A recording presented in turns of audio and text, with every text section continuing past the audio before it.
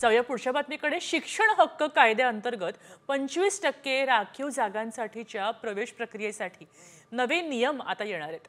त्यासाठी शिक्षण आयुक्तांच्या अध्यक्षतेखाली एक समिती स्थापन करण्यात आली असून त्या समितीसमोर पालकांचे अभिप्राय सादर केले जाणार आहेत। त्यामुळे पालकांनी 25 एप्रिलपर्यंत आपले अभिप्राय सादर करावे असं आवाहन शिक्षण विभागाने केलंय।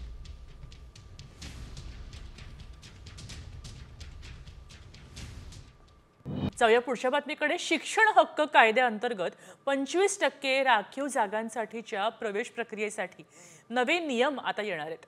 त्यासाठी शिक्षण आयुक्तांच्या अध्यक्षतेखाली एक समिती स्थापन करण्यात आली असून त्या समितीसमोर पालकांचे अभिप्राय सादर केले जाणार आहेत। त्यामुळे पालकांनी 25 एप्रिलपर्यंत आपले अभिप्राय सादर करावे असं आवाहन शिक्षण विभागाने केलंय।